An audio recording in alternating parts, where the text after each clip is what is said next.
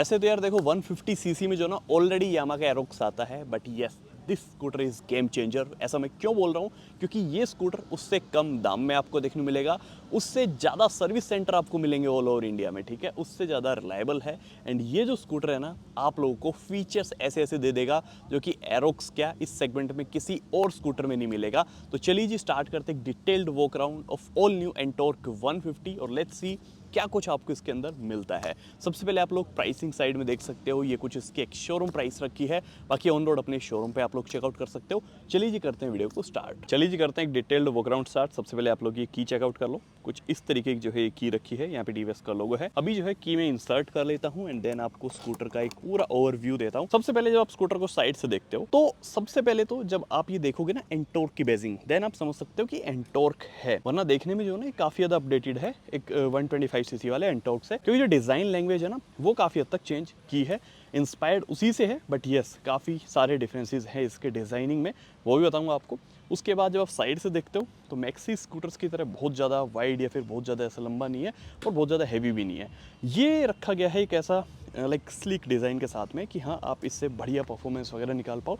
Aerodynamics इसके अंदर ये बढ़िया बनाए गए हैं, साइड में एरोप्लेन की तरह पूरी विंग्स वगैरह जो इसमें निकाली है, तो कुछ इस तरीके का एक बढ़िया डिज़ाइन है। बाकी आप इसको एक बार 2x में चेकआउट करो तो कुछ इस तरीके का जो है आपको रियल लाइफ में स्कूटर लगने वाला है और काफ़ी बढ़िया जो है ओवरऑल डिज़ाइन है। उसके बाद आते हैं अपन फ्रंट पे, लेकिन उससे पहले स्कूटर एक बार स्टार्ट कर लेते हैं।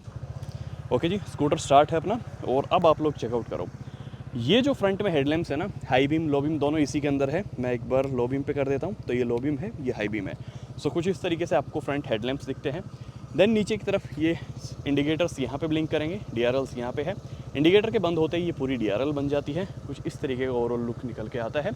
उसके बाद ये जो ड्यूअल पैनल है, ब्लैक एंड जो यहाँ पे पूरा नियॉन, तो ओवरऑल जो है इनका भी जो कॉम्बिनेशन रखा है वो बढ़िया दिखता है। एंड सबसे यूनिक चीज़ पता है क्या है, इसका जो हैंडल बार है ना, ये जो हैंडल बार है ना, ये बिल्कुल ही अलग है लाइक बॉडी पार्ट से। तो ये भी जो है काफ़ी ज़्यादा प्रीमियम फील कराएगा आपको और एक कॉन्फिडेंस फील कराएगा जब आप राइड करोगे तब। उसके बाद में इसके अंदर मिलती है आपको आई गो असिस्ट, जिसमें कि आपको थोड़ा बेटर टॉर्क मिल पाता है, बेटर जो है इनिशियल मिल पाता है।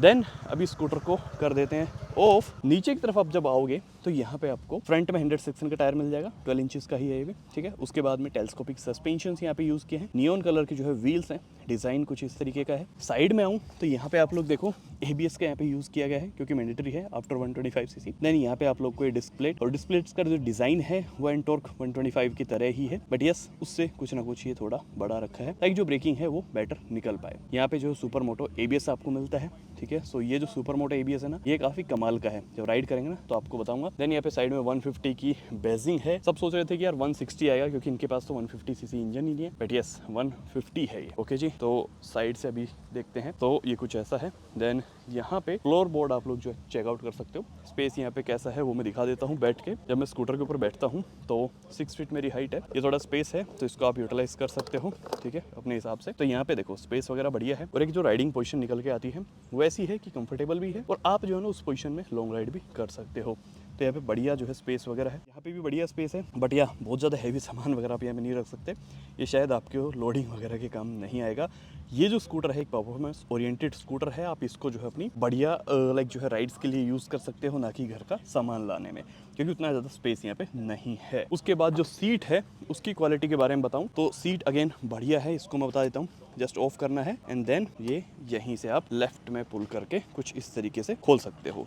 तो बढ़िया यहाँ पे स्टोरेज है, एक फुल साइज जो हेलमेट है वो आई थिंक आप इसमें रख पाओगे, और यहाँ पे OBD का कोई सेंसर वगैरह है, प्लग वगैरह है। देन यहाँ पे कुछ है, ये सब इलेक्ट्रॉनिक्स, इनको ना ही छेड़ो तो ज़्यादा अच्छा है। चेसी नंबर वगैरह यहाँ पे मेंशन होते हैं, बाकी स्पेस वगैरह ओवरऑल ठीक है। अब करते हैं इसको बंद। सीट की जो क्वालिटी है वो अगेन बढ़िया है, राइडर के लिए भी पिलियन के लिए भी, दोनों के लिए बढ़िया सीट यहाँ पे रखी है। ग्रैब रेल्स यहाँ पे मेटल में है, एंटॉर्क का यहाँ पे लोगो है। बाकी नीचे की साइड जब आते हो तो एग्जॉस्ट आप लोग चेकआउट करो, स्पोर्टी मफलर यहाँ पे यूज़ किया है, कंप्लीट ब्लैक, तो ओवरऑल ये भी देखने में बढ़िया लगता है। OBD 2B E20 फ्यूल इसमें आप फिल करा सकते हो। इंजन के बारे में थोड़ा सा बता देता हूँ। सो यहाँ पे इसका जो इंजन है ये 150 सीसी का प्लेस किया गया है। 125 सीसी वाला भी काफ़ी बढ़िया परफॉर्मेंस देता था, तो वैसे ही जो है ना ये स्कूटर भी आपको बढ़िया परफॉर्मेंस देगा, क्योंकि ये स्कूटर बना ही उस चीज़ के लिए है। और यदि वो चीज़ ही ना मिले तो फिर ये काय का एंटॉर्क, क्योंकि वो जो चीज़ है ना वो इसके एक बोल सकते हो कि हाँ मेन टैगलाइन में है कि पावर तो भैया है ही स्कूटर में।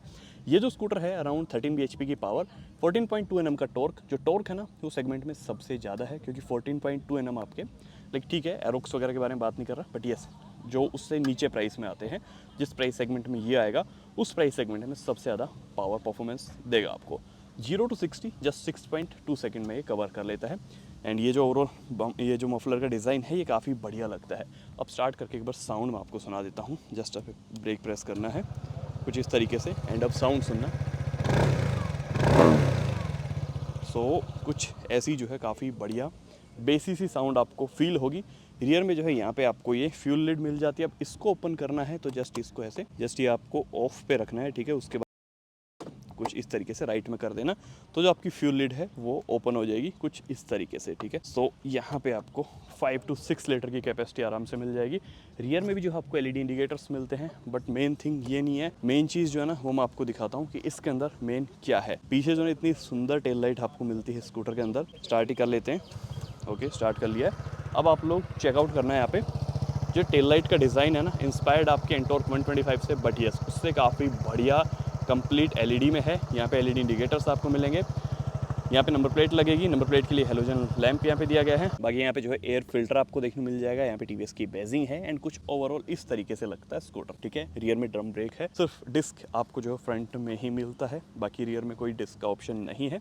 अब आप लोग चेकआउट करो एडजस्टेबल लीवर्स, ठीक है। इनको आप अपने हिसाब से, ये सबसे पहले तो ये लॉक यहाँ पे आपको मिल जाएगा, ठीक है। इसका आप लोग यूज़ कर सकते हो।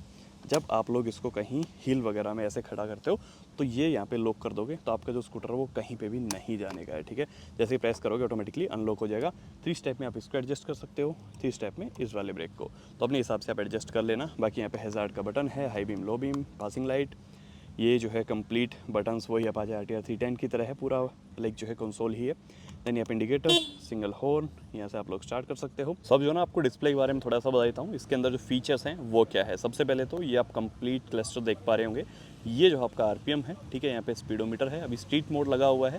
बाकी यहाँ पे ट्रैक्शन कंट्रोल की लाइट आप लोग चेकआउट कर सकते हो, इधर ABS की लाइट चेकआउट कर सकते हो, इधर ब्लूटूथ की लाइट, क्योंकि यहाँ पे भी आपको स्मार्ट एक्स कनेक्टिविटी मिलती है जिसके अंदर आप बहुत सारे फीचर्स जो है ना इसमें यूज़ कर सकते हो। ढेर सारे फीचर्स हैं। यहाँ टॉप स्पीड रिकॉर्डर है, देन यहाँ पे राइडिंग टाइम है, प्लीज़ कनेक्ट टू ब्लूटूथ। तो जैसे आप ब्लूटूथ से कनेक्ट करोगे तो यहाँ पे कुछ और डिटेल्स भी आपको दिख जाएगी। इग्निशन करते हैं ऑन, इग्निशन ऑन करने से ऐसा कुछ खास फ़र्क पड़ा नहीं। बाकी यहाँ इको आपको दिखेगा क्योंकि फ़िलहाल ये इको में ही खड़ा हुआ है।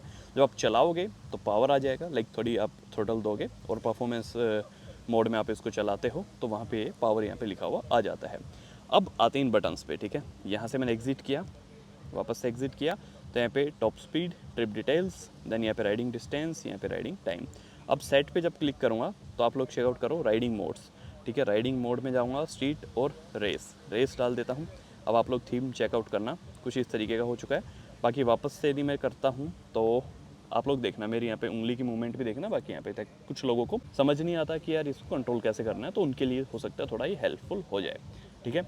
अब नीचे जाते हैं, ट्रिप डिटेल्स में जाओगे तो ट्रिप A और B की यहाँ पे डिटेल आपको दिख जाएगी, ठीक है। माइलेज वगैरह क्या है वो आप इसमें मे बी देख पाओ, तो यहाँ पे वो जो है शो ही नहीं कर रहा है, ओके। व्हीकल कंट्रोल में जब जाओगे तो ट्रैक्शन कंट्रोल को आप ऑफ कर सकते हो। कनेक्टिविटी में आप लोग पेयर डिवाइस चेकआउट कर सकते हो। प्राइवेसी में जो है आप लोग डो नॉट डिस्टर्ब एंड इंक्रो मोड वगैरह लगा सकते हो। माई व्हीकल में आप लोग service, performance record and software वगैरह ये सब आप लोग चेकआउट कर सकते हो, ठीक है। डिस्प्ले सेटअप में कस्टम वेट कर सकते हो। यहाँ पे जो आप लोग 1, 2 जो भी आप अपने हिसाब से सेट करना चाहो वो कर सकते हो। डिस्प्ले थीम, लाइट एंड ये डार्क में कुछ इस तरीके से हो जाएगा, बट डार्क में दिन में उतना ज़्यादा क्लियर नहीं होता। हाई स्पीड अलर्ट यहाँ पे आप लोगों को देखने मिलता है। आप सेट कर दो एक स्पीड, उसके बाद ये जो है ना ये आपको अलर्ट देता रहेगा कि भैया आपका जो स्कूटर है इससे ऊपर जा रहा है, ठीक है। कुछ इस तरीके से क्लॉक सेटिंग यहाँ पे दी गई है, तो ये सारी चीज़ें हैं। बाकी जो चीज़ें थी मैंने आपको आई थिंक बता दी है। कुछ इस तरीके का डिस्प्ले है वही RTR 310 वाला। तो ओवरऑल ये सारे फीचर्स वगैरह आपको इस स्कूटर में देखने मिलेंगे। बाकी यस एक चीज़ इसमें मिसिंग है, USB चार्जर वगैरह मेरे को कहीं पे भी नहीं दिख रहा है इसके अंदर, या तो हो सकता है इसके अंदर अवेलेबल हो, बट यस कहीं पे भी विजिबल नहीं है, कहीं पे भी मेरे को तो दिख नहीं रहा है। अब आई डोंट नो इसके अंदर है या नहीं है, क्योंकि मेरे को कहीं पे भी विजिबल नहीं दिख रहा। ओवरऑल ये था एंटॉर्क 150। तो वैसे जो है ना हम अगले 2 दिन बाद हम लोग चलाने वाले हैं Zoom 160 हीरो का, बट वो एक मैक्सी स्कूटर है, उसको आप एक कंफर्टेबल राइड के लिए यूज़ कर सकते हो, बट आई डोंट थिंक कि उससे आप परफॉर्मेंस में मज़ा ले पाओगे। लाइक स्ट्रीट में जब आप चलाते हो स्कूटर को, वहाँ पे हाई रेव करते हो, तो जो मज़ा इस स्कूटर में आपको आएगा शायद उसमें नहीं आने वाला। तो बस यही थोड़ा डिफरेंस है, बाकी कोई ज़्यादा डिफरेंस नहीं है दोनों स्कूटर्स में। ठीक है, पावर उसमें भी अच्छी है, टॉर्क उसमें भी अच्छा है, ठीक है, वो स्कूटर भी बड़ा दिखता है, बट यस जो चीज़ इसमें है, जो फन टू राइड वाला मज़ा इसमें है, वो शायद उसमें नहीं है। तो यार ये था इसके डिटेल्ड वॉक राउंड। अभी कोई भी आपके डाउट्स हो तो कमेंट करना। मिलते हैं नेक्स्ट वीडियो, तब तक के लिए जय Hind, Vande Mataram, love you guys.